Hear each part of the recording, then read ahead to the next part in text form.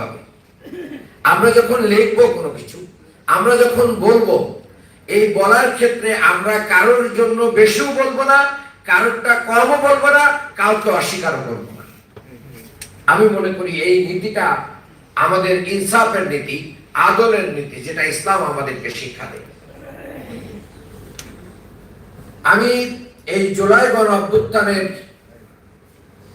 একজন শিক্ষক হিসেবে আমি ৩৬ দিনই মাঠে ছিলাম এবং ছাত্রদের সাথেই ছিলাম। একজন শিক্ষক, আপনি আপনার সন্তানকে কঠিন অবস্থার ভিতরে ফেলে দিয়ে আপনি কি ঘুমাতে পারবেন? পারবেন না। তাহলে শিক্ষকরা কিন্তু এই জুলাই গণ অভ্যুত্থানের মদতদাতা। কি বলেন? এই জুলাই গণ অভ্যুত্থানের মদতদাতা হচ্ছে শিক্ষকরা, আর ছাত্ররা হচ্ছে মাঠ পর্যায়ে ফিল্ড মার্শালের ভূমিকা রেখেছে, যার কারণে এটা বাস্তবায়িত হয়েছে। শিক্ষকরা তো পুলিশের সামনে দাঁড়িয়ে গিয়েছে, যে বলছেন যে আমার ছাত্রদের পরে গুলি চলতে পারে না, লাঠি চার্জ হতে পারে না।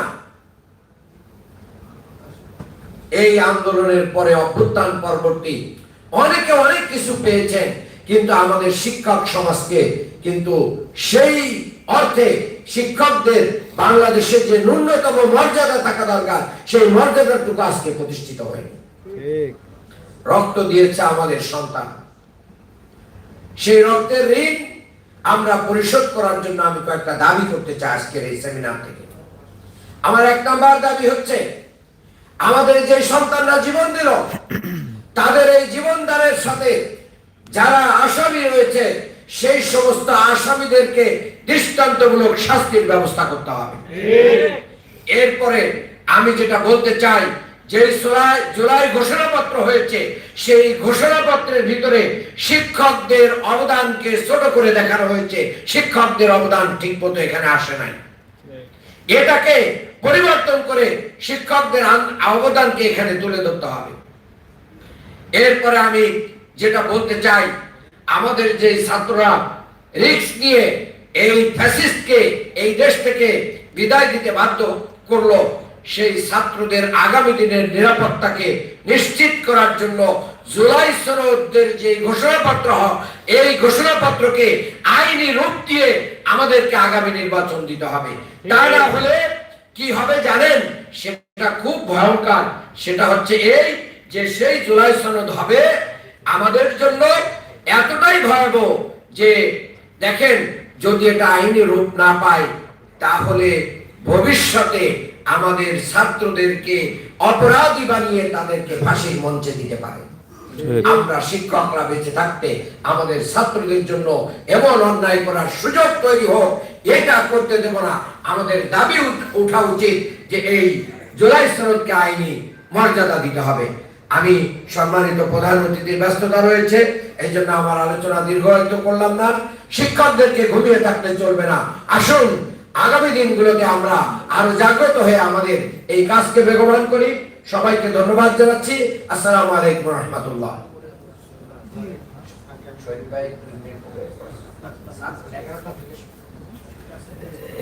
ধন্যবাদ ডক্টর আব্দুল মান্নানকে মূল্যবান বক্তব্য পেশ করার জন্য। সম্মানিত শিক্ষক মণ্ডলী, আসলে সময় কম, সবার বক্তব্য আরো বেশি করে শুনতে পারলে ভালো হতো। এ পর্যায়ে বক্তব্য পেশ করার জন্য অনুরোধ করছি ঢাকার সাংবাদিক ইউনিয়নের সম্মানিত সভাপতি, বিশিষ্ট সাংবাদিক জনাব মোহাম্মদ শহীদুল ইসলামকে। বক্তব্য রাখছেন জনাব মোহাম্মদ শহীদুল ইসলাম।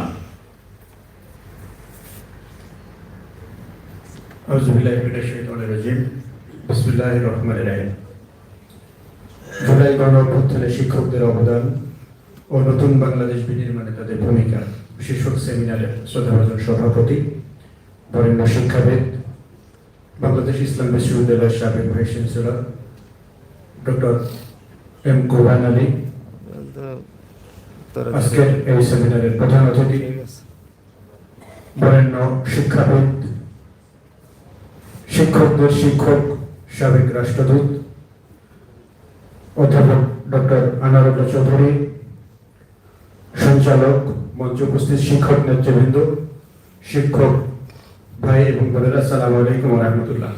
আমি আসলে বক্তব্য দেব না, আমি সংক্ষিপ্ত স্যারের বোধহয় একটা প্রোগ্রাম আছে, তো আমি তার আগে 3 মিনিট 4 মিনিটের জন্য একটু সময় নিলাম।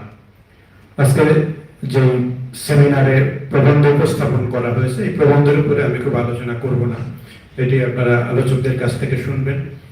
তো শিক্ষকদের অবদান নিয়ে যেহেতু আজকে সেমিনার, আমি তো একটি কথা বলতে চাই। এখানে যে শিক্ষকরা রয়েছেন প্রত্যেকের কাছে অনেক অজানা তথ্য রয়েছে, আপনারা কোথায় কি অবদান রেখেছেন, সেই অবদানগুলো আমাদের আগের বক্তা ডক্টর আব্দুল মান্নান ভাই ঠিকই বলেছেন, সেগুলো সন্নিবেশিত করলে এটি আরো সমৃদ্ধ হতো। আপনাদের কাছ থেকে শুনতে পারলেও আমরা সমৃদ্ধ হতাম যে শিক্ষকদের অনেক ভূমিকা রয়েছে। তো এই জুলাই বিপ্লবের শিক্ষকদের, সাংবাদিকদের, ছাত্রদের ভূমিকা আলাদা আলাদা করে বলার শোনার সুযোগ হয়তো সামনে আমরা আরো পাবো। তো আজকে আমি যে জন্য একটু সময় নিয়ে দাঁড়ালাম, সেটি হচ্ছে যে শিক্ষকদের অবদান, যেহেতু আপনারা, আমি মনে করি আপনারা গর্বিত হবেন। অনেকের কাছে অনেক তথ্য আছে আমরা জানি না, আপনারাও জানেন না। জুলাই বিপ্লব যখন শুরু হয়, আমি একটু স্মৃতিচারণ করি 3 মিনিটের মধ্যে। সেই বিপ্লবের সময়, জুলাই আন্দোলনের সময় আমি ঢাকা সাংবাদিক ইউনিয়নের সভাপতি হিসেবে সাংবাদিকরা কিছু কর্মসূচি আমরা পালন করেছি।